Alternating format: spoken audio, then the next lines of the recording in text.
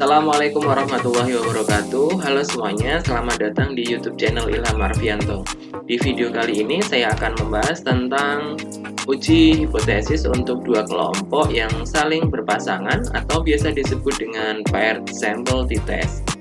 Jika ada bagian yang kurang jelas saat menonton video ini, silahkan tuliskan pada bagian komentar. Dan jika Anda belum menonton video sebelumnya, silahkan ditonton ya. Mari kita simak videonya bersama-sama. Uji hipotesis beda rata dua sampel. Di video sebelumnya sudah saya sampaikan ada dua jenis, yaitu independent sample t-test dan paired sample t-test. Yang akan kita bahas di video ini adalah yang kedua, yaitu sampel tidak independen atau paired sample t-test. Jika Anda belum menonton untuk yang video sampel independen, silahkan bisa ditonton terlebih dahulu. Sebelum kita masuk ke uji hipotesisnya, kita ingat kembali jenis uji hipotesis ada tiga. Yang pertama ada uji dua ekor, ada uji satu ekor kanan, dan ada uji satu ekor kiri. Masing-masing memiliki daerah kritis yang berbeda-beda tergantung dengan jenis ujinya. Dan yang perlu kita ingat bahwa jika T observasi elemen dari daerah kritis, maka H0 ditolak atau H0 salah, sehingga yang betul adalah H1. Sebaliknya, misalkan T observasi bukan elemen dari daerah kritis, maka H0 diterima, artinya H0 bernilai benar. Langsung saja kita ke materinya, yaitu tentang sampel tidak independen atau biasa disebut dengan paired sample t-test. Contohnya seperti ini, saya memiliki satu buah makanan dan kita tambah dengan elemen lain, kecap. Yang menjadi hipotesis adalah sebelum ditambah kecap atau setelah ditambah kecap, mana yang lebih enak, misalkan seperti itu. Jadi kunci dari sampel tidak independen yang kedua ini adalah ada sebenarnya ada satu buah objek, tapi karena diamati dua kali sebelum dan setelah ditambahkan atau diberikan suatu stimulus, maka menjadi terkesan ada dua buah objek. Sebenarnya hanya satu saja. Kita lihat kondisi sebelum dan kondisi setelah. Sehingga mungkin kalau di masakan ini kita bisa mengatakan sebelum dan setelah ditambah kecap sama enaknya. Atau bisa kita katakan juga setelah ditambah kecap rasanya jadi lebih enak. Atau bisa juga kita katakan sebelum ditambah kecap malah justru rasanya yang lebih enak. Bisa juga seperti itu. Jadi kunci dari hipotesis yang jenis ini adalah ada kata sebelum dan ada kata setelah. Kalau pada independent sample t-test, berarti ada dua kelompok murni, kelompok A dan kelompok B. Statistik uji yang digunakan pada sampel tidak independen atau paired sample t-test berbunyi T D bar dikurangi dengan D0 dibagi dengan SD per akar N, di mana D-nya dirumuskan X1 minus X2. 1 ini menandakan indeks 1 menandakan kondisi sebelum dan indeks 2 menunjukkan kondisi setelah. Jika pada independent sample t-test 1 kelompok 1, 2 kelompok 2. Tapi kalau di sini 1 kondisi sebelum, 2 kondisi setelah. SD ini berarti simpangan baku dari D dirumuskan dengan akar N sigma D kuadrat dikurangi sigma D dikuadratkan dibagi dengan N kali N-1. Langsung saja kita ke contoh soalnya. Suatu obat merek XYZ akan diuji akibatnya terhadap tekanan darah. Diambil sampel 10 pria, sampelnya 10 pria, secara random dari kelompok umur 40-50 tahun. Hasil pengukurannya dicatat sebagai berikut. Nah, di sini kita diberikan data.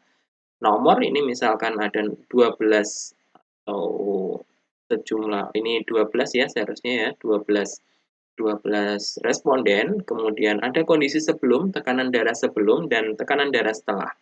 sebelum mengkonsumsi obat dan setelah mengkonsumsi obat. Misalkan digunakan alfa 5%. Alfa 5% itu memang sering digunakan untuk penelitian-penelitian yang tidak terlalu vital, 5%. Apakah dapat diyakini bahwa obat merek XYZ dapat mempertinggi tekanan darah? Berarti ini kita memiliki asumsi bahwa atau hipotesis bahwa setelah minum obat, tekanan darahnya menjadi lebih tinggi. Berarti setelah minum obat menjadi lebih tinggi. Maka hipotesisnya bisa kita buat menjadi seperti ini. Kita rumuskan μ1 sebelum minum obat dan μ2 adalah tekanan setelah minum obat. Hipotesisnya tadi setelah minum obat menjadi lebih tinggi, maka tandanya seperti ini. Obat merek XYZ dapat mempertinggi tekanan darah, berarti yang lebih besar adalah μ2-nya. μ1 kurang dari μ2, karena μ2 adalah kondisi atau tekanan darah setelah minum obat. Dan lawan dari kurang dari adalah lebih dari sama dengan yang berbunyi tidak dapat mempertinggi tekanan darah. Yang masuk ke H0 adalah yang ada sama dengannya, yaitu yang lebih dari sama dengan atau tidak dapat mempertinggi tekanan darah.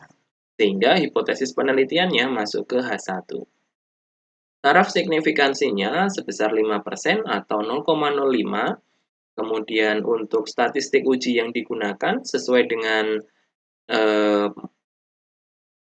hipotesisnya hanya ada satu saja, yaitu T observasi D bar minus D0 dibagi dengan SD per akar N. Kita catat terlebih dahulu, N-nya adalah 12 atau banyak datanya 12, D0-nya sama dengan 0 karena tidak ada di soal. Sementara untuk D besar dirumuskan dengan X1 minus X2. Kita harus mencari terlebih dahulu nilai D ini dan juga D bar dan SD. Untuk mencari nilai tersebut, kita buat dalam bentuk tabel agar lebih mudah.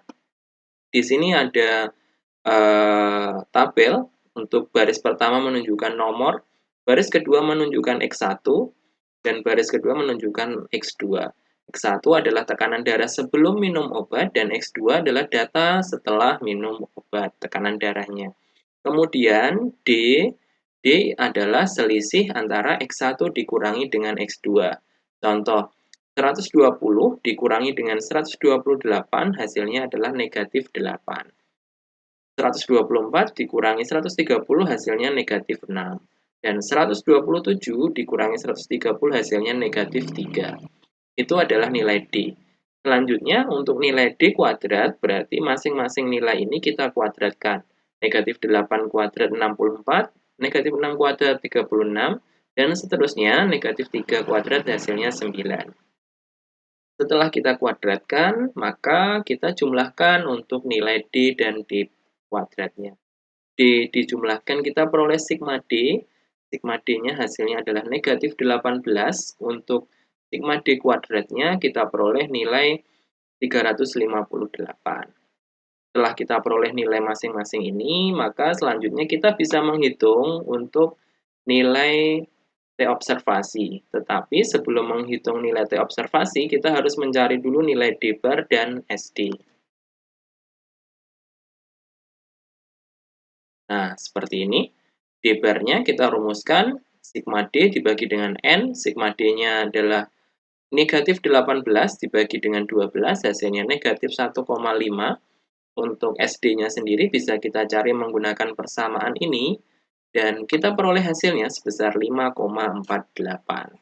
Untuk T observasinya, kita bisa menggunakan persamaan D bar minus D0 dibagi SD per akar R.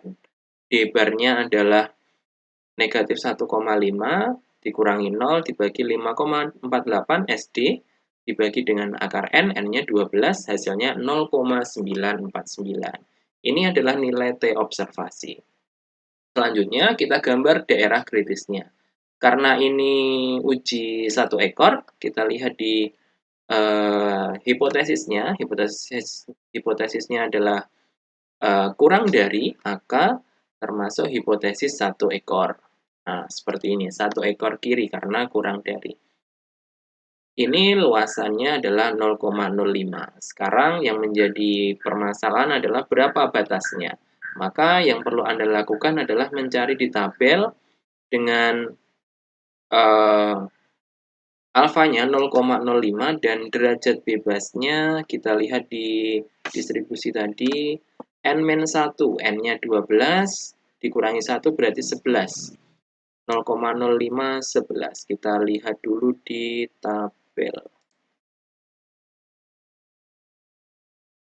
0,05 dengan 11. Nah, kita peroleh ini 1,7959.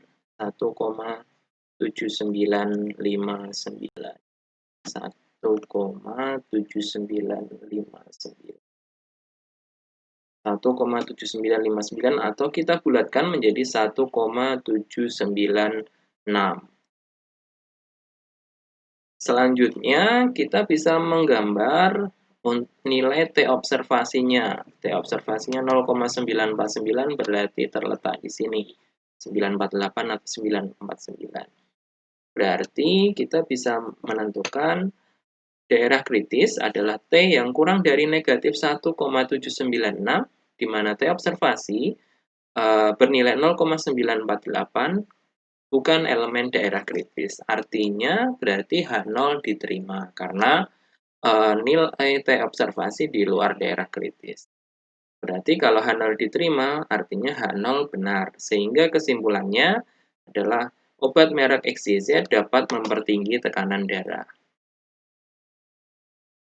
Cukup mudah bukan untuk menyelesaikan permasalahan atau contoh soal terkait paired sample t-test ini. Yang perlu Anda cermati untuk paired sample t-test, cirinya menggunakan istilah sebelum dan setelah.